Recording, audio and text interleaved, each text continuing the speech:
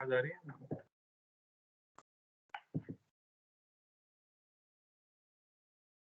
Yes sir. तो ये last topic semiconductor है ना, सिर्फ मेंस की सिलेबस में तो उतनी वेटेज अपन देंगे इसको, ज्यादा नहीं। होते क्या है सेमीकंडक्टर, बेसिकली ये वो डिवाइसेस हैं जिनको कि आप इलेक्ट्रिकल सर्किट में यूज करते हो चार्ज के फ्लो को कंट्रोल करने के लिए। हमने देखा है इससे पहले इलेक्ट्रिकल सर्किट जब भी होता है तो हम एक बैटरी लगाते हैं, है कि नहीं, एक रजिस्टर होता है और उस रजिस्टर में करंट फ्लो करने लगता है। अब इसी करंट के फ्लो को अगर आप कंट्रोल करना चाहते हो, यानी आप चाहते हो एक पर्टिकुलर टाइम पे करंट फ्लो करे और एक समय के बाद करंट फ्लो करना बंद कर जाए, तो उसके लिए हम ये डिवाइसेस बनाते हैं जिसे आगे चल के आप बोलोगे डायोड, और वो बनता है किसकी मदद से, सेमीकंडक्टर की मदद से। समझ आया? बेसिकली जो मटेरियल है उनका क्लासिफिकेशन 3 टाइप से किया गया है, सेमीकंडक्टर्स और इंसुलेटर्स। आप सभी को पता होगा कंडक्टर कौन होते हैं? जो फ्लो ऑफ इलेक्ट्रॉन्स, इनके पास ढेर करने सारे के लिए। इलेक्ट्रॉन्स होते हैं और ये चार्ज के फ्लो को अलाउ करते हैं। ठीक है, तो यहाँ मैं लिख सकता हूँ अलाउ, थोड़ा थोड़ा लिखते रहो वरना बहुत अजीब लगेगा। अलाउ फ्लो ऑफ चार्जेस, है ना, यानी इनसे करंट जो है वो पास कर सकता है। साथ ही आपको ये पता होगा कि इनकी एक प्रॉपर्टी होती है जिसे हम कहते हैं रेजिस्टेंस। कंडक्टर्स में आपने पढ़ा है रेजिस्टेंस। तो अगर मैं टेम्परेचर को इंक्रीज करता हूं तो इनका रेजिस्टेंस क्या हो जाता है, बढ़ जाता है। आर का फॉर्मूला आपको पता होगा, R naught 1 plus alpha delta T, जहां अल्फा को बोला जाता था coefficient of thermal coefficient of resistance. याद है कि नहीं? तो इनके लिए जो अल्फा आता है बेसिकली वो कैसा आता है, पॉजिटिव। तो अल्फा अगर पॉजिटिव है तो किसी भी टेम्परेचर का रेजिस्टेंस आप लिख सकते हो R naught 1 plus alpha delta T, तो हायर टेम्परेचर पर रेजिस्टेंस क्या होगा, ज्यादा होगा। जबकि इंसुलेटर्स की बात की जाए तो ये वो मटेरियल है जो कि चार्ज के फ्लो को अलाउ नहीं करते क्योंकि इनके पास फ्री इलेक्ट्रॉन्स नहीं होते, तो they do not allow flow of charge. तो इनके लिए रेजिस्टेंस की बात करने का तो कोई मतलब ही नहीं है क्योंकि इनके अंदर करंट फ्लो करता ही नहीं है। ठीक है ना, उन्हें हम क्या कह देते हैं, इंसुलेटर्स। तो कंडक्टर्स हमने काफी डिटेल में पढ़ लिए होते हैं, इलेक्ट्रोस्टैटिक्स और करंट इलेक्ट्रिसिटी। यहाँ जो नई चीज आपको पढ़नी होती है वो होते हैं सेमीकंडक्टर। सेमीकंडक्टर ऐसे डिवाइसेस हैं जो कि नॉर्मल रूम टेम्परेचर पे थोड़ा बहुत चार्ज को फ्लो करने देते हैं, यानी करंट बहुत अच्छी तरह फ्लो नहीं कर पाता, थोड़ा बहुत फ्लो कर पाता है। लेकिन अगर आप इनका टेम्परेचर इंक्रीज करते जाओ तो इनकी कंडक्टिविटी इंक्रीज होती जाती है, यानी इनका रेजिस्टेंस डिक्रीज होता जाता है।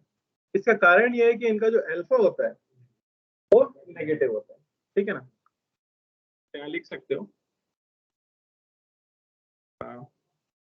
allow flow of charges, allow flow of charges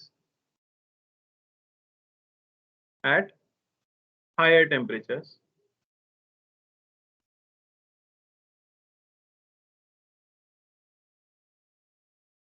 और इनके लिए अल्फा जो आता है वो नेगेटिव आता है, यानी टेम्परेचर बढ़ाने के साथ इनका जो रेजिस्टेंस है वो डिक्रीज होगा। जबकि कंडक्टर में हम देख सकते हैं टेम्परेचर बढ़ाने के साथ इनका रेजिस्टेंस भी इंक्रीज होगा। समझ आया?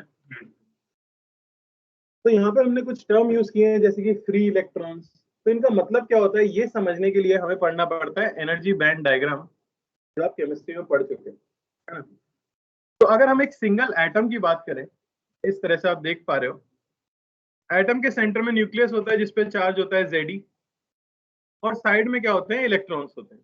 तो अगर कोई इलेक्ट्रॉन आर सेपरेशन पे है तो इस सिस्टम की पोटेंशियल एनर्जी अगर हमसे कही जाए तो क्या मैं उसे कह सकता हूँ माइनस के Q1 Q2 बाय आर, क्योंकि एक चार्ज पॉजिटिव है एक चार्ज नेगेटिव है। तो यहाँ से क्लियरली हमें दिख रहा है कि सिस्टम की पोटेंशियल एनर्जी हमेशा कैसी आने वाली है, नेगेटिव आने वाली है।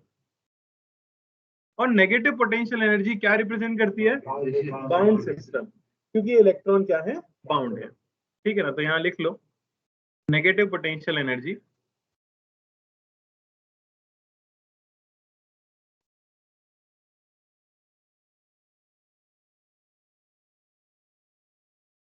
represents बाउंड सिस्टम या बाउंड इलेक्ट्रॉन।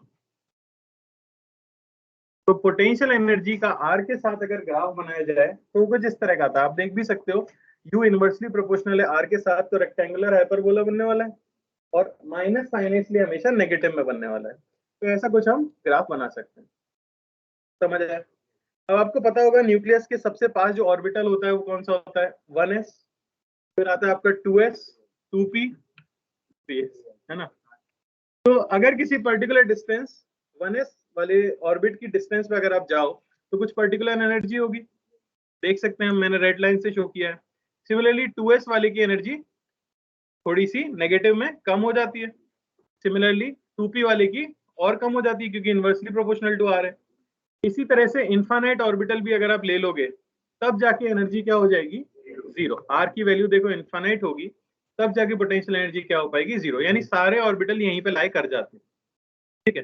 तो कोई भी इलेक्ट्रॉन इस रीजन के अंदर अगर घूम रहा है तो वो इस एनर्जी को कंटेन करता है, हम ये कह सकते हैं इस ग्राफ से। तो हमने बस वही किया है, 1s ऑर्बिटल के करस्पॉन्डिंग एक एनर्जी, ये एनर्जी का बैंड बता रहा है आपको, समझ आ रहा है। सिमिलरली 2s के करस्पॉन्डिंग ये, 3s के करस्पॉन्डिंग ये, और इसी तरह से आते रहे। दिक्कत ग्राफ के अंदर देखा होगा पहले भी। तो इस तरह से एनर्जीज रहती हैं। अब होता क्या है कि मान लो आपके पास दो एटम है, हम दो एटम समझने की कोशिश करें जो पास पास है काफी।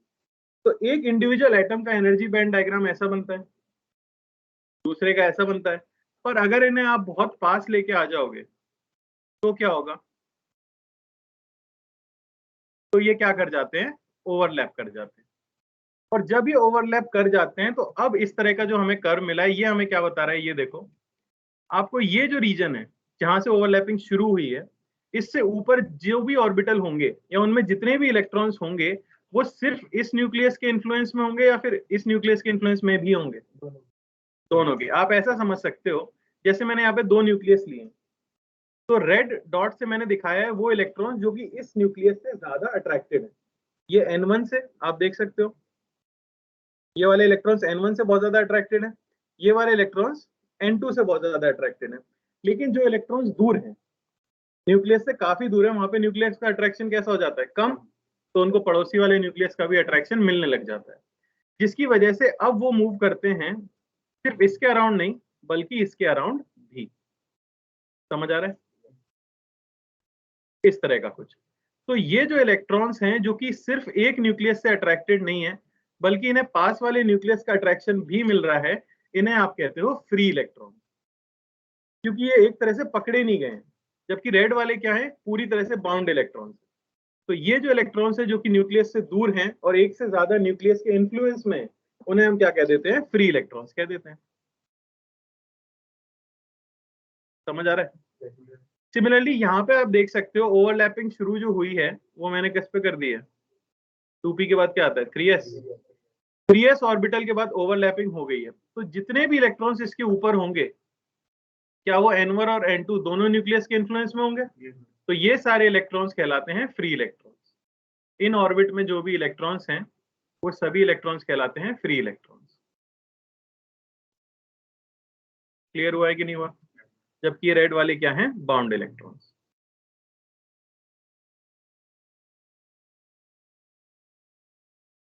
तो हम क्या लिख सकते हैं यहाँ पे, फ्री इलेक्ट्रॉन्स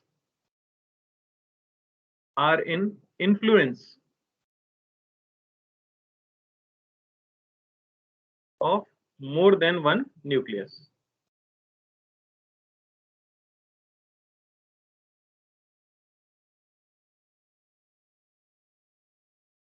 अब बताओ, जब कोई मटेरियल आप लेते होगे तो क्या दो इलेक्ट्रॉन लेते हैं हम उसके, दो एटम लेते हैं क्या उसके, नहीं, हमारे पास तो ढेर सारे एटम होते हैं। तो अगर कोई सॉलिड लैटिस को स्टडी किया जाए, यानी पूरा एक स्ट्रक्चर इसमें ढेर सारे एटम्स हैं, तो एनर्जी बैंड डायग्राम कैसा दिखेगा, क्या होगा, जैसा दिखेगा। और सभी की ओवरलैपिंग यहाँ पे आप देख सकते हो कि 3s पे हो गई है। तो अब जो इसका इलेक्ट्रॉन था जो कि इस रीजन में था वो कहां तक घूम सकता है, यहां तक, दिख रहा है कि नहीं। तो ये पूरे रीजन के अंदर जितने भी इलेक्ट्रॉन्स हैं वो सभी क्या है, फ्री इलेक्ट्रॉन्स है। जबकि रेड लाइन से जो शो किए गए हैं जो ओवरलैप नहीं हुए हैं एक ही न्यूक्लियस के अट्रैक्शन में, वो हैं आपके बाउंड इलेक्ट्रॉन्स। तो ये जो एनर्जी का लेवल आपको मिलता है ओवरलैपिंग के बाद, और इस एनर्जी के गैप को टोटल जो बैंड यहाँ पे क्रिएट हुआ है, इसी को हम कहते हैं कंडक्शन बैंड। तो उससे मैं पूरी चीज अगर आपको समझाऊं तो बेसिकली क्योंकि ढेर सारे न्यूक्लियस हमारे पास हैं, तो उन न्यूक्लियस के बहुत पास में जो इलेक्ट्रॉन्स होते हैं वो उनके अट्रैक्शन की वजह से उन्हीं के चारों तरफ लोकलाइज्ड रहते हैं, ठीक है। तो उन्हें हम क्या कहते हैं, बाउंड इलेक्ट्रॉन्स। जबकि किसी भी न्यूक्लियस से जो दूर वाले इलेक्ट्रॉन्स हैं, उन्हें इस न्यूक्लियस का इन्फ्लुएंस तो मिल ही रहा होता है, लेकिन पड़ोस वाले न्यूक्लियस का भी इन्फ्लुएंस मिल रहा होता है। तो वो पूरे स्ट्रक्चर के अंदर, सॉलिड लैटिस के अंदर, एक जगह से दूसरी जगह तक फ्रीली क्या कर सकते हैं, मूव कर सकते हैं एक पर्टिकुलर एनर्जी के साथ। तो जहां से ओवरलैपिंग स्टार्ट होती है, उस ऑर्बिटल से ऊपर जो भी एनर्जी का बैंड आपको मिल रहा है उसे आप कहते हो कंडक्शन बैंड। समझ आए कि नहीं? तो जो भी इलेक्ट्रॉन्स इस कंडक्शन बैंड में हैं, उन्हें आप क्या कह देते हो, फ्री इलेक्ट्रॉन्स। बात समझ?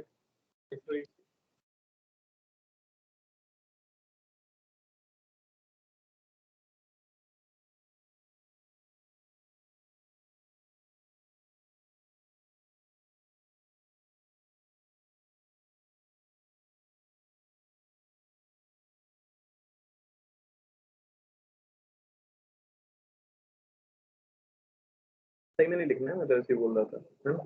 ऑब्वियसली इतना बड़ा बनाओगे थोड़ी, तुम समझने के लिए बोला था बस मैंने, है ना। तो देखो, अगर हम सिंगल एटम की बात करें और फिर जो लैटिस के अंदर कोई एक एटम है उसको स्टडी करें, तो उनमें थोड़ा सा डिफरेंस है। जब आप एक सिंगल एटम की बात करते हो तो सारे इलेक्ट्रॉन्स के पास कितने न्यूक्लियस का अट्रैक्शन होता है, सिर्फ एक। तो हर एक ऑर्बिटल की एक फिक्स्ड एनर्जी मिलती है आपको। जैसे ये आपका न्यूक्लियस हो गया, ये आपका 1s ऑर्बिटल है, ये 2s है और ये 2p है। तो इनकी एक पर्टिकुलर एनर्जी है, इसे इस तरह से भी शो कर सकते हैं हम। लेकिन जब ये लैटिस में चले जाते हैं, तो अब क्योंकि जो आउटर मोस्ट इलेक्ट्रॉन्स हैं उनके पास पास वाले न्यूक्लियस का अट्रैक्शन भी है, तो ऐसा देखा जाता है कि हर एक ऑर्बिटल की जो एनर्जी है वो फिक्स नहीं होती, बल्कि एक रेंज होती है। तो हम ऐसा कह सकते हैं कि जो एनर्जी लेवल थे वो क्या हो गए, मॉडिफाई हो गए। जैसे मैंने इसे 1s कहा था, तो 1s कुछ ऐसा दिखेगा, क्योंकि इसके पास भी पड़ोस वाले न्यूक्लियस का इन्फ्लुएंस होगा। सिमिलरली यहां पर आपको दिखेगा 2s इस तरह से, और यहां हमें दिखेगा 2p। दिख रहा है कि नहीं?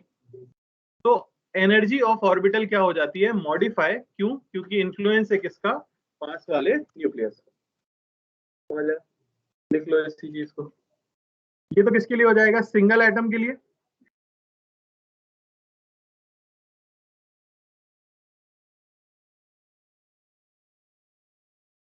सिंगल एटम एनर्जी लेवल, और इन्हें हम क्या कह सकते हैं, modified energy level. Modified energy level in a solid lattice.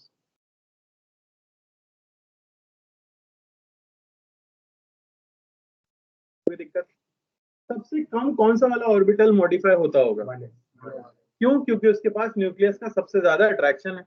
और जैसे जैसे आप ऊपर जाओगे, ऑर्बिटल क्या होते जाते हैं, ज्यादा से ज्यादा मॉडिफाई होते जाते हैं, और उनका एनर्जी बैंड का जो विड्थ है वो बड़ा होता जाता है। तो यहाँ लिख सकते हैं ये point, width of higher energy orbits keeps increasing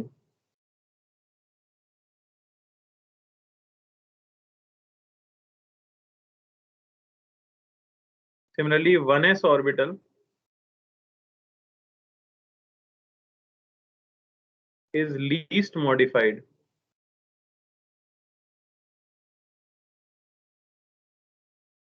due to strong nuclear attraction।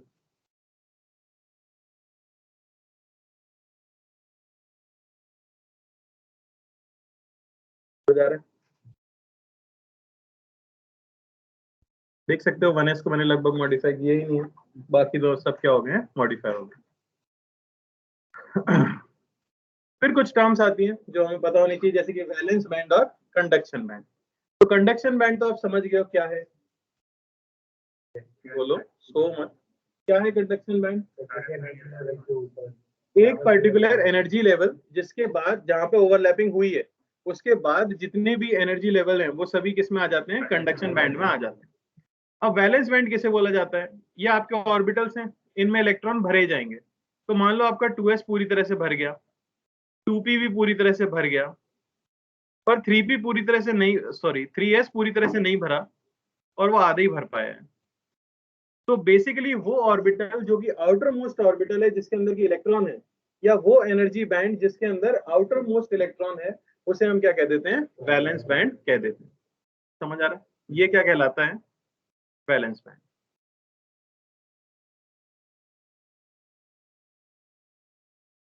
ठीक है ना, यहाँ लिख सकते हो द एनर्जी बैंड, एक सेकेंड बेटा, the energy band with outer most electron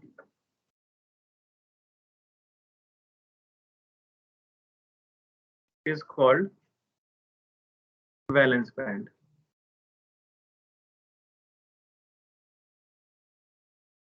जैसे सोडियम का इलेक्ट्रॉनिक कॉन्फ़िगरेशन अगर लिखा जाए तो क्या आता है हमारे पास,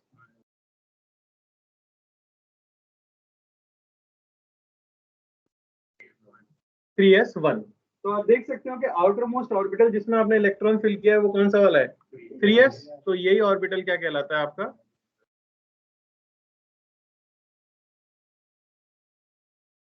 अब बोलो क्या कह रहे थे, अभी तो एक्साइट ही कहाँ हुआ, अभी तो नामकरण हो रहा है बस, अब एक्साइट होगा, कोई दिक्कत। थोड़ा इस तक जा रहा है तो 3D वैलेंस बैंड बेटा ज्यादा नहीं, ज्यादा नहीं, सब केमिस्ट्री में पूछना, 3dV वो सब मुझे नहीं पता। 4s तक जा रहा है, 3D में क्या 3D वैलेंस बैंड होगा। जबरदस्ती कर रहे हो ना। चलो अगली टर्म होती है फर्मी एनर्जी लेवल। किसे कहा जाता है फर्मी एनर्जी लेवल, मान लो कि ये आपका वैलेंस बैंड है,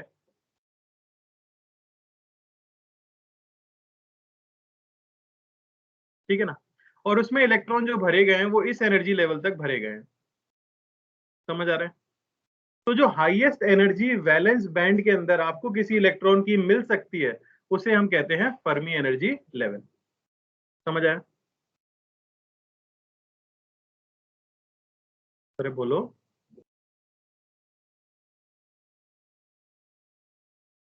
क्या लिख देंगे हम, the highest energy, the highest energy of electron in valence band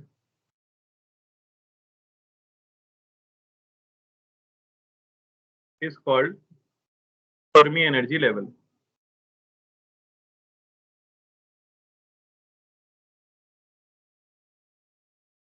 तुम कोई डाउट है, मतलब तुमने कभी केमिस्ट्री में पूछा नहीं, वैलेंस बैंड आता ही नहीं है, वैलेंस बैंड थ्योरी आती है ना पूरी, वीबीटी। हाँ तो उसमें वैलेंस बैंड बताते ही नहीं है, ये तुम पहली बार सुन रहे हो, केमिस्ट्री अलग ही पढ़ रहे हो यार, हमने तो पढ़ी थी भाई। वैलेंस बैंड का मतलब तो पता होता है ना सबको, तो उसमें पूछा नहीं है, इलेक्ट्रॉनिक कॉन्फ़िगरेशन लिखा होगा तब तुम्हारे दिमाग में नहीं है वैलेंस बैंड कौन सा है। मुझे जो डेफिनेशन पता है उसके हिसाब से आखिरी ऑर्बिटल जिसमें आप इलेक्ट्रॉन भरते हो वो वैलेंस बैंड होता है। अब मुझे जहां तक लग रहा है तुम जो पूछ रहे हो वो तुम जानबूझ के पूछ रहे हो क्योंकि उसमें कुछ ना कुछ आगे पीछे होता होगा और केमिस्ट्री में उसका कोई धांसू सा लॉजिक दिया होगा कि इसलिए हम इसको नहीं कहते वैलेंस बैंड। तो क्या करोगे भाई, पहल मारे क्या मिलेगा, कुछ नहीं। केमिस्ट्री वाला है, तुमको भी पता है केमिस्ट्री में पूछना चाहिए, वही पूछो यार। फिजिक्स के पॉइंट ऑफ व्यू से जो हमारे काम आएगा जीवन में वो यही आएगा, सिर्फ आखिरी जिसमें भरो उसको वैलेंस बैंड बोल देना। जो एक्सेप्शन होते हैं वो केमिस्ट्री वालों को याद नहीं होते, तो मुझे कहाँ से याद होंगे। ठीक है, मतलब अगर यही है, अगर ये ट्रिक क्वेश्चन है कि नहीं वो एक्चुअली तुम्हें ऐसा लग रहा था पर ये केमिस्ट्री है, तो इसका उल्टा होगा हमेशा, है ना। जहां तक मैंने देखा अपने जीवन में उसी को वैलेंस बैंड कहते हैं। तो समझ तो आया ना, मैंने थोड़ा तेज बताया क्योंकि मुझे लगा सबने पढ़ा होगा। वैलेंस बॉन्ड क्या होता है, मतलब जो आखिरी इलेक्ट्रॉन बनाता है वही तो होगा ना।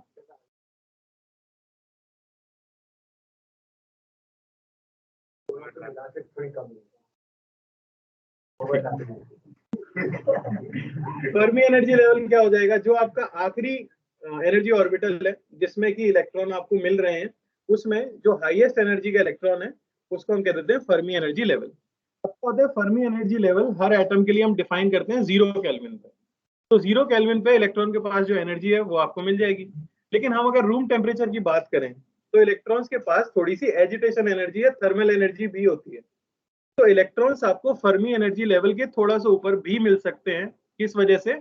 एजिटेशन एनर्जी की वजह से। तो पॉइंट क्या याद रखना है कि अगर आप 0 केल्विन की बात कर रहे हो तब तो आपको जो हाईएस्ट एनर्जी का इलेक्ट्रॉन मिलने वाला है वो फर्मी एनर्जी लेवल का ही मिलने वाला है। लेकिन अगर रूम टेम्परेचर या हायर टेम्परेचर की बात की जाए तो इससे ज्यादा एनर्जी का इलेक्ट्रॉन भी मिल सकता है ड्यू टू एजिटेशन या थर्मल एनर्जी। देखते हैं ये चीज में यहाँ एट 0 केल्विन इलेक्ट्रॉन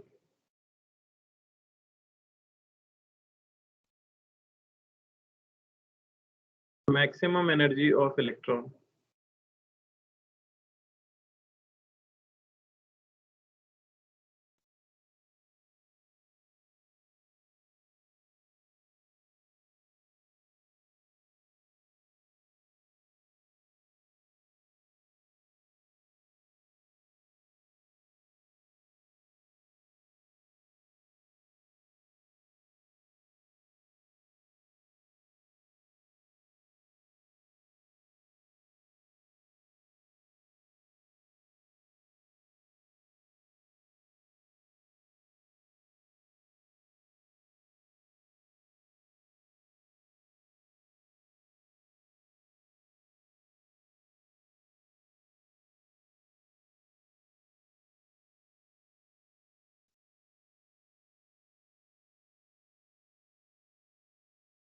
अभी केमिस्ट्री में चल क्या रहा है?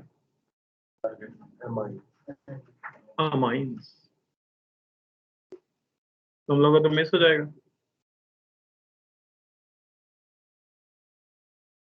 क्या बात, पिछले साल भी पढ़ाया गया था।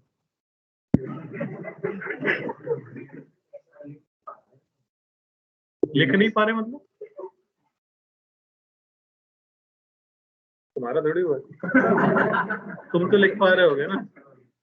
तुम लोग लिखते हो कि नहीं लिखते? अरे ऐसे ही चलता हुआ नहीं, थोड़ा धीरे चलता हुआ।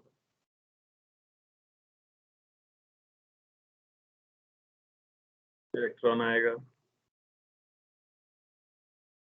कार्बोकैटायन को देखेगा। वो तो न्यूक्लियोफाइल आता है, नहीं इलेक्ट्रो कौन आता है? न्यूक्लियोफाइल आता है ना। मजेदार चीज थी। अरे क्या हो गया भाई?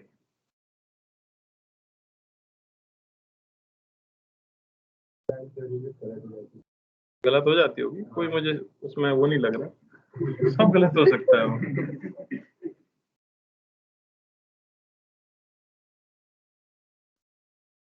कहाँ थे हम?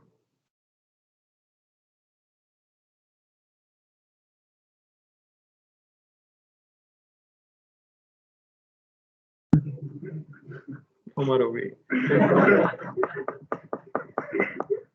अरे भाई जाएगा नीचे, छोड़।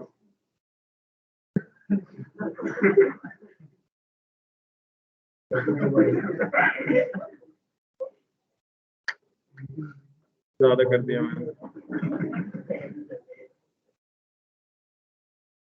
इसको क्या हो गया?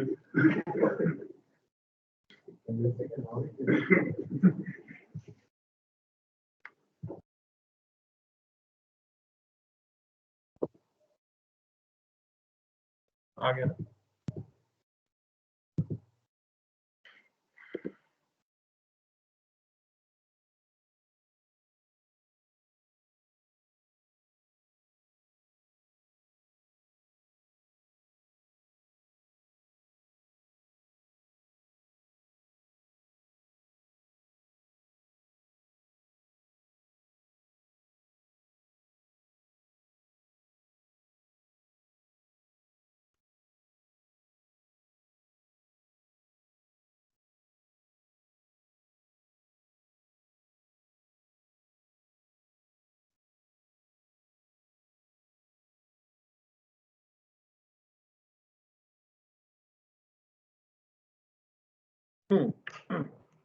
ठीक।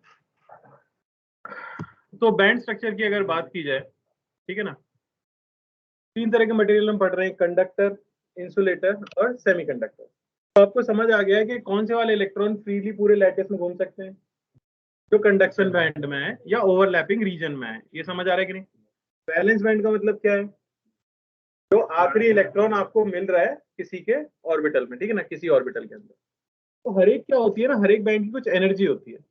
कंडक्टर्स में ऐसा देखा गया है कि जैसे ये आपका वैलेंस बैंड है, जो मैंने व्हाइट कलर से ड्रॉ किया है, अगर ये हमारा वैलेंस बैंड है, यानी इसके अंदर इलेक्ट्रॉन्स हैं, तो जो कंडक्शन बैंड की एनर्जी होती है और वैलेंस बैंड की एनर्जी होती है, वो क्या कर जाती है? ओवरलैप। या आप ऐसा कह सकते हो कि जो कंडक्शन बैंड है वो वैलेंस बैंड के साथ क्या कर जाता है? ओवरलैप। तो मैं ऐसा कह सकता हूं कि वैलेंस बैंड के कुछ इलेक्ट्रॉन्स कंडक्शन बैंड में भी होंगे, और क्योंकि वो पहले से ही कंडक्शन बैंड में है, तो अगर आप पोटेंशियल डिफरेंस अप्लाई करोगे तो वो लैटिस के अंदर फ्रीली मूव कर सकते हैं। इसलिए कंडक्टर्स बड़ी आसानी से क्या कर पाते हैं? करंट को फ्लो करने देते हैं। क्यों? क्योंकि इनका कंडक्शन बैंड और वैलेंस बैंड क्या हो चुका होता है? मर्ज। समझ आया? जबकि इंसुलेटर की अगर बात की जाए, तो उनके कंडक्शन बैंड की जो एनर्जी है और उनके वैलेंस बैंड की जो एनर्जी है, उनमें कुछ डिफरेंस होता है। जैसे आपको पता ही है, वैलेंस बैंड की हाईएस्ट एनर्जी है आपको जो मिल रही है, क्या कहते हैं इसे? फर्मी एनर्जी, है ना। यानी आपके इलेक्ट्रॉन्स के पास ये हाईएस्ट एनर्जी है। लेकिन कंडक्शन बैंड में जाने के लिए, यानी ओवरलैपिंग रीजन में जाने के लिए, मिनिमम एनर्जी की रिक्वायरमेंट कितनी है? इतनी। तो जब तक इलेक्ट्रॉन के पास इतनी एनर्जी नहीं होगी, वो पूरे लैटिस के अंदर फ्रीली मूव नहीं कर सकता। समझ आया? तो यहां जो ये गैप होता है, ये इसे हम रिप्रेजेंट करते हैं डेल्टा ईजी से। डेल्टा ईजी का मतलब होता है फर्मी एनर्जी गैप। क्या हो गया फर्मी एनर्जी गैप? ये हो गया energy gap between the energy of valence electron and the minimum energy of conduction band. समझ आया? तो ये जो फर्मी एनर्जी गैप है, ये बड़ा हो जाता है कितने से? 5 इलेक्ट्रॉन वोल्ट से। तो नॉर्मल टेम्परेचर पर अगर बात की जाए, तो इलेक्ट्रॉन तो किसमें है? वैलेंस बैंड में। और कंडक्शन कब हो सकता है? जब वो पहुंच जाए कंडक्शन बैंड में। लेकिन ये गैप इतना ज्यादा बड़ा होता है कि नॉर्मल रूम टेम्परेचर पर ये इलेक्ट्रॉन एक्साइट होकर उसमें नहीं पहुंचता।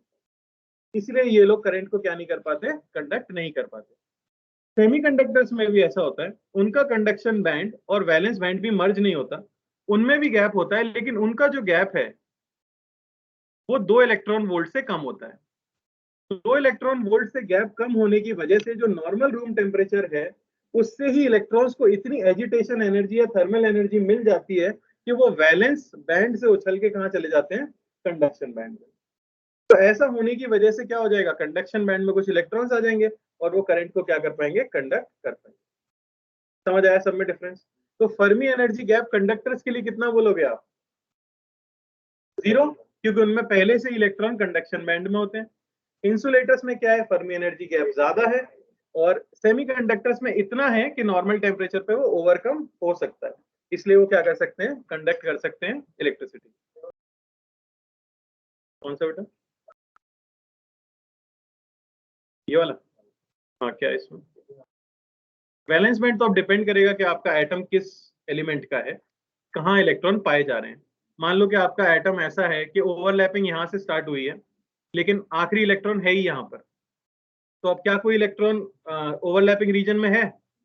तो इसके पास कोई कंडक्शन वाला इलेक्ट्रॉन नहीं है, कोई फ्री इलेक्ट्रॉन नहीं है। तो ऐसे ही हो जाता है इंसुलेटर्स में। समझ आ रहा है? उनकी ओवरलैपिंग बहुत ऊपर से शुरू होती है, जबकि कंडक्टर्स में क्या होता है? ओवरलैपिंग बहुत नीचे से शुरू हो जाती है। तो फिर इलेक्ट्रॉन्स पहले से किसमें होते हैं? कंडक्शन बैंड, तो वो मूव कर सकते हैं। याद बस इतना सा रखना है यार, कि कंडक्शन बैंड एक पर्टिकुलर एनर्जी का रीजन है, उसमें अगर इलेक्ट्रॉन आ गया तो वो फ्री हो गया और वो करंट को एक जगह से दूसरी जगह ले जा सकता है। समझ आया? तो इस पॉइंट पे यहाँ लिख देता हूँ, ठीक है ना। तो डेल्टा ईजी ये हो गया Fermi energy gap. Fermi energy gap है क्या? ये है energy difference. Energy difference between minimum conduction band energy minimum conduction band energy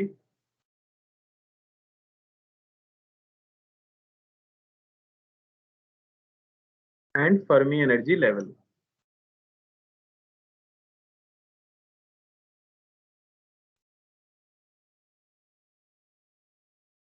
समझ आया? सेमीकंडक्टर्स में हम क्या लिख लेंगे? Electrons at room temperature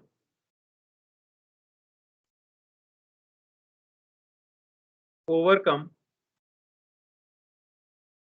the Fermi energy gap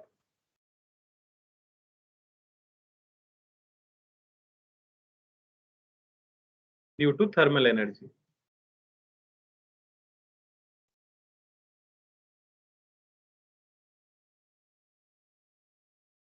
समझ आया? और इंसुलेटर्स में क्या लिख सकते हैं? इलेक्ट्रॉन्स कैन नॉट ओवरकम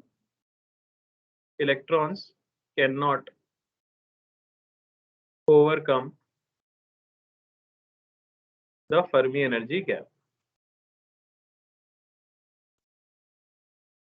अरे समझ आ रहा है?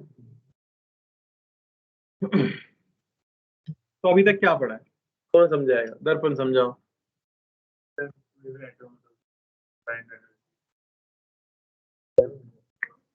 सही कह रहा हो, खड़े हो जाओ। अब तुम कंफर्टेबल फील कर रहे होगे, अब बोलो। फिर कहाँ? शुरू ही नहीं हुआ अभी तो। एटम पास किस में? कोई भी लैटिस में एटम पास होते, बिल्कुल सही। एटम्स हैं। एनर्जी बैंड डायग्राम मॉडिफाई हो जाता है, बात सही है। तो एनर्जी की, हर ऑर्बिटल की एनर्जी की एक बैंड मिल जाती है, एक रेंज आपको मिल जाती है, बिल्कुल। जहां से ओवरलैपिंग शुरू होती है वहां से कंडक्शन बैंड शुरू हो जाता है, तो उसके ऊपर वाले इलेक्ट्रॉन्स को कंडक्शन इलेक्ट्रॉन्स या फ्री इलेक्ट्रॉन्स आप कह सकते हो। मूव कर सकते हो, बिल्कुल। और वैलेंस बैंड क्या हो जाता है? इसमें लास्ट इलेक्ट्रॉन आपने भरा है, ठीक है। जनरली इनके बीच के गैप को क्या कहा जाता है? Fermi energy gap. कंडक्टर्स में ये गैप क्या होता है? 0, क्योंकि उनका कंडक्शन बैंड और वैलेंस बैंड मर्ज होता है। सेमीकंडक्टर्स में ये छोटा होता है और एजिटेशन एनर्जी से ओवरकम हो सकता है, जबकि इंसुलेटर्स में ये गैप काफी ज्यादा होता है और एजिटेशन एनर्जी से ओवरकम नहीं हो सकता, इसलिए उनके पास कंडक्शन इलेक्ट्रॉन्स नहीं होते। समझ आया? बहुत बढ़िया। चलो कहाँ गया?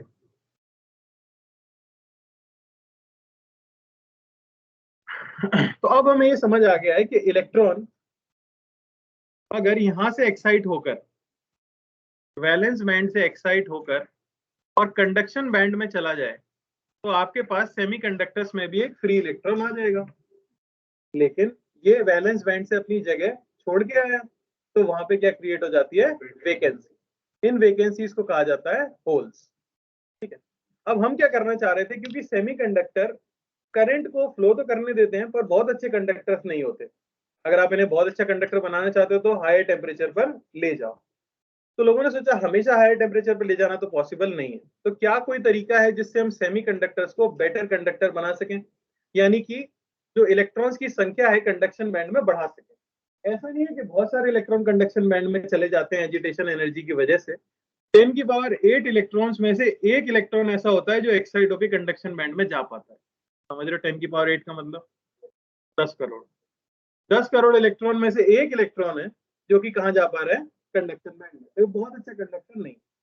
अब लोग चाहते थे कि हम इन्हें अच्छा कंडक्टर बनाए, तो उन्होंने एक मेथड सीखा जिसे कहा जाता है डोपिंग।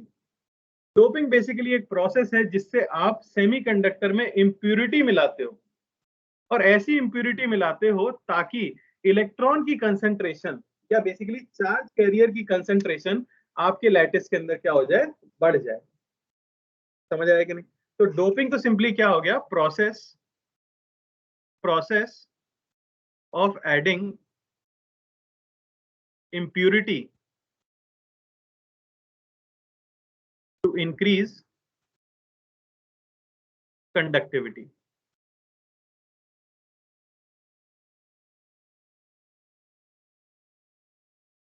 ऐसा तो नहीं तुम लोग लिख नहीं रहे तो बहुत कम ध्यान दे पा रहे हो।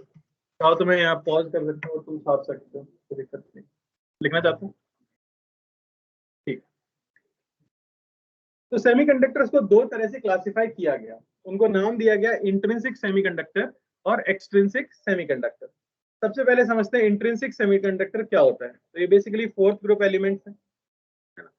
इंट्रिंसिक सेमीकंडक्टर का सीधा सीधा मतलब होता है pure semiconductor. Pure semiconductor, pure का मतलब जिसमें आपने कोई इंप्योरिटी मिक्स नहीं की है, ठीक है ना। तो उनमें जो फर्मी एनर्जी गैप होता है मैंने यहाँ पे लिख दिया, जैसे आप देख सकते हो सिलिकॉन का 1.14 इलेक्ट्रॉन वोल्ट और जर्मेनियम का 0.7 इलेक्ट्रॉन वोल्ट, तो ये काफी कम है। तो रूम टेम्परेचर पे भी ये क्या कर सकते हैं, एक्साइट कर सकते हैं इलेक्ट्रॉन को। तो होता क्या होगा, जैसे सिलिकॉन का यहाँ पे शो किया गया है स्ट्रक्चर, दिख रहा है सबको। ये वैलेंस बैंड है, यानी ये आउटर मोस्ट बैंड है, जहाँ पे सिलिकॉन के इस तरह से बॉन्ड बने होंगे। कैसे बॉन्ड होंगे, ये कोवलेंट बॉन्ड्स हैं।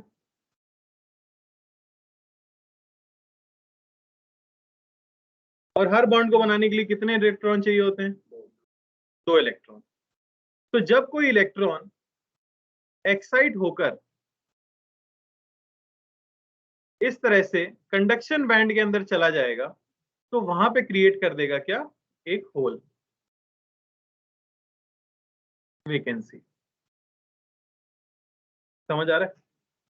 तो अब इलेक्ट्रॉन जो कंडक्शन बैंड में गया है वो चार्ज को कैरी या वो करंट के फ्लो को रिप्रेजेंट कर सकता है। लेकिन ऐसा देखा गया कि यहाँ पे जो होल क्रिएट हुए हैं वो खुद भी करंट के फ्लो के लिए रिस्पॉन्सिबल है। अभी तक आपने क्या देखा था, करंट सिर्फ किस वजह से फ्लो करता है, अगर किसी कंडक्टर में इलेक्ट्रॉन फ्लो कर रहे हैं तो हम कहते हैं उसके अंदर करंट है। लेकिन सेमीकंडक्टर्स में देखा गया कि इलेक्ट्रॉन्स तो फ्लो करते ही हैं, पर साथ ही साथ होल्स भी फ्लो कर रहे होते हैं, और उनकी वजह से भी क्या आ जाता है, करंट। जैसे मैं कह दूं कि मान लो हमने एक इलेक्ट्रिक फील्ड अप्लाई कर दी इस तरह से, तो इलेक्ट्रॉन किस तरफ मूव करना शुरू करेंगे, इनकी वजह से जो करंट आएगा वो किस तरफ आएगा। तो इसे मैं कह सकता हूं करंट ड्यू टू इलेक्ट्रॉन्स। और जो होल्स हैं उनको आप मान सकते हो ई प्लस की तरह, यानी कि पॉजिटिव उतना ही चार्ज है, और वो किधर फ्लो करेंगे अगर ये इलेक्ट्रिक फील्ड है तो राइट की तरफ। और इस तरह से जो करंट आता है उसे हम कह देते हैं आई एच, यानी होल्स की वजह से जो करंट। तो होल्स कैसे फ्लो करते हैं वो तो अभी मैं समझाऊंगा, पर अभी मतलब समझ आया कि नहीं। बेसिकली क्या हो रहा है, एक कोवेलेंट बॉन्ड ब्रेक हो रहा होगा और उसका इलेक्ट्रॉन उछल के कहाँ चला जाता है, कंडक्शन बैंड में, और वो क्या क्रिएट कर देता है, होल। इससे दो फायदे होते हैं, एक तो कंडक्शन बैंड में भी इलेक्ट्रॉन आ गया, और एक नया चार्ज कैरियर क्रिएट हो गया जिसे आप कह रहे हो होल, और वो भी करंट प्रोड्यूस कर सकता है। तो अंदाजा लगा सकते हो इनकी कंडक्टिविटी काफी ज्यादा बढ़ जाती है, क्योंकि इनके पास दो चार्ज कैरियर है, एक तो इलेक्ट्रॉन और एक होल। समझ आया कि नहीं, ठीक है। अब ये इलेक्ट्रॉन उछल के ऊपर चला गया कंडक्शन बैंड में, तो क्या ये वहां बैठा रह सकता है, नहीं। देखा जाता है कि कुछ समय के बाद ये इलेक्ट्रॉन वापस से नीचे आ जाता है, पर ये कहाँ नीचे आएगा, उसके लिए वैकेंसी होना जरूरी है। तो क्या ये सेम वैकेंसी में आके गिरेगा, ऐसा कोई जरूरी नहीं है। जो भी वैकेंसी इसे अवेलेबल दिखती है ये उसमें आके गिर सकता है और वापस से अपना बॉन्ड फॉर्मेशन कर सकता है। तो इस तरह से ये प्रोसेस लगातार चलता रहता है। इलेक्ट्रॉन वैलेंस बैंड से कंडक्शन बैंड में जाते रहते हैं, और कंडक्शन बैंड के इलेक्ट्रॉन वापस से नीचे आते रहते हैं वैलेंस बैंड के अंदर। तो इस तरह से जनरेशन और रिकॉम्बिनेशन इलेक्ट्रॉन होल पेयर का होता रहता है। किसी भी एक टेम्परेचर पर इसकी कंसेंट्रेशन फिक्स हो जाती है। मतलब ऐसा मान लो कि 300 केल्विन पर मैं कह दूं कि मान लो 10,000 इलेक्ट्रॉन कंडक्शन बैंड में थे, तो ये नंबर लगभग टेम्परेचर के साथ क्या हो जाता है, फिक्स। अब इसका मतलब यही नहीं है कि वही 10,000 इलेक्ट्रॉन हमेशा कंडक्शन बैंड में है, लेकिन जैसे ही कोई इलेक्ट्रॉन उनमें से नीचे आया होगा उसी समय एक इलेक्ट्रॉन वापस से ऊपर चला गया होगा। समझ आया। तो इलेक्ट्रॉन होल पेयर की जो कंसेंट्रेशन है वो किसी भी टेम्परेचर पे क्या हो जाती है, फिक्स हो जाती है। तो यहाँ लिख लेते हैं, the electrons get excited to conduction band creating an electron hole pair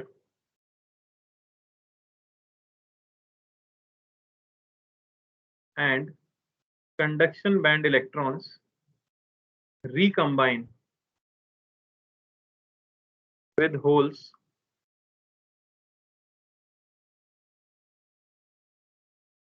at the same time। क्या हुआ बेटा, EH electron hole pair. At the same time. तो अब मुझे ये बताओ कि अगर इलेक्ट्रॉन कंडक्ट वैलेंस बैंड से कंडक्शन बैंड में जाता होगा तो लैटिस का टेम्परेचर घटता होगा या बढ़ता होगा?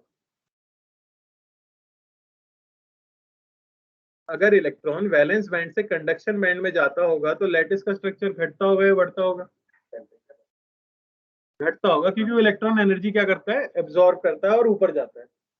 लेकिन जैसे ही ऊपर से नीचे आता होगा तो फिर से क्या करता होगा, एनर्जी रिलीज करता होगा। तो क्योंकि ये जनरेशन और रिकॉम्बिनेशन का प्रोसेस लगातार चलता रहता है तो हम ऐसा कह देते हैं, इस वजह से सेमीकंडक्टर का टेम्परेचर क्या रहता है, फिक्स रहता है। तो फिक्स टेम्परेचर पर particular number of electron hole pair है और उन्हीं की वजह से टेम्परेचर क्या रह जाता है, फिक्स भी रह जाता है। बात समझ आई? किसमें गिनते हैं? अरे एब्जॉर्ब करके ऊपर जा रहे हैं ना मेरे भाई, उसके पास एनर्जी है। बात तुम्हारी सही है, पर ऐसा होता है, केमिस्ट्री है। ऐसा कहा जाता है कि टेम्परेचर कांस्टेंट इस वजह से रह रहा है क्योंकि कंटिन्यूअस जनरेशन और रिकॉम्बिनेशन हो रहा है। ठीक है ना? हाँ, अब देखो होगा क्या। अब इसकी वजह से यहाँ पे जैसे कि एक होल क्रिएट हुआ तो ये इलेक्ट्रॉन उछल के कहां पहुंच गया, ऊपर। और आपने मान लो कि इस तरफ लगा रखी है इलेक्ट्रिक फील्ड, जिसकी वजह से इलेक्ट्रॉन इस तरफ फ्लो होना शुरू हुआ और इसकी वजह से हमने कह दिया कि करंट यहाँ पे आ गया IE। अब ये जो होल क्रिएट हुआ है ये क्या करता है, पड़ोस वाले इलेक्ट्रॉन को उठा के अपना कोवलेंट बॉन्ड बना देता है। अगर ये ऐसा करेगा तो यहाँ पे क्या क्रिएट होगा, होल क्रिएट होगा। तो ये अपने फुलफिल करने के लिए क्या करेगा, पड़ोस वाले इलेक्ट्रॉन को उठा के अपना बॉन्ड बना लेगा। तो देखो ऐसा नहीं लग रहा है कि होल जो है वो राइट की तरफ मूव हो रहा है, ऐसा प्रतीत हो रहा है। समझ रहे हो ना? तो इसी को हम कह देते हैं, बेसिकली हो तो क्या रहा है, इलेक्ट्रॉन ही लेफ्ट में चल रहे हैं, पर समझ में ऐसा आ रहा होता है कि होल शिफ्ट हो रहा है कहाँ पे, राइट। तो इसकी वजह से जो एक करंट आ जाता है उसे आप कह देते हो IH। और नेट करंट जो इंट्रिंसिक सेमीकंडक्टर में हम बताते हैं वो हो जाता है IE प्लस IH, क्योंकि दोनों की डायरेक्शन भी क्या आई है, सेम आई है। दिख रहा है सबको?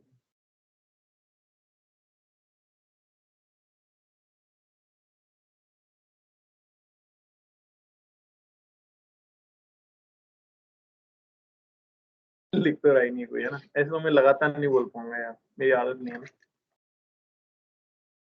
थोड़ा एक्टिंग करो तो मैं थोड़ी देर रुकूंगा ना यार। मैं केमिस्ट्री नहीं पढ़ाता कि बोलता जाऊं, थोड़ा दिक्कत होती है ना।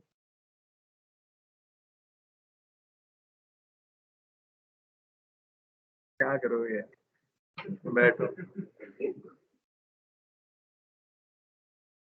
ठीक है, कुछ लिख देता हूँ। तो basically electrons in valence band shift, जाओ जाओ भाई, सही में बैठ गए क्या, टू फिल द वैकेंसी।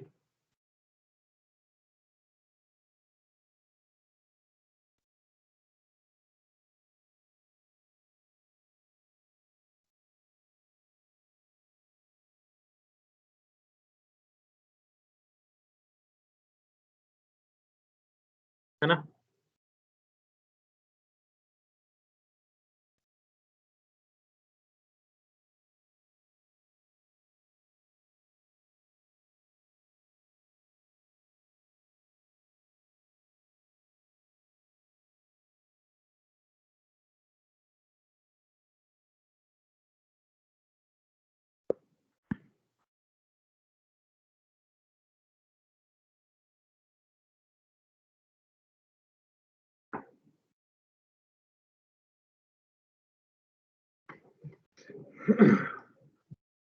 इतना समझ आया?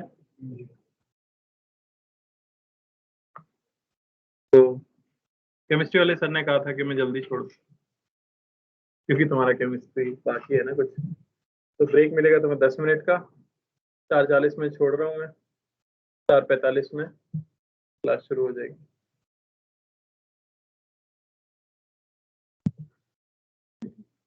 4:40 हुए नहीं है।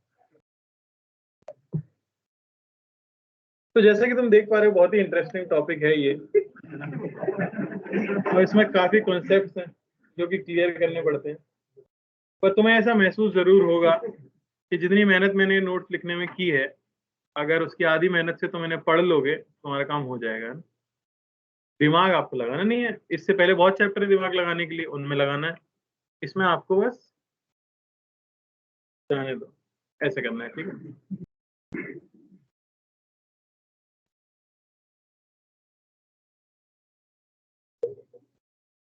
ठीक है।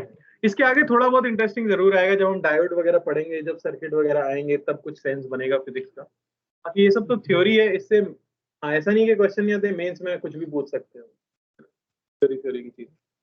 ओके, तो थैंक यू। 10 मिनट के बाद क्लास स्टार्ट होगी केमिस्ट्री की।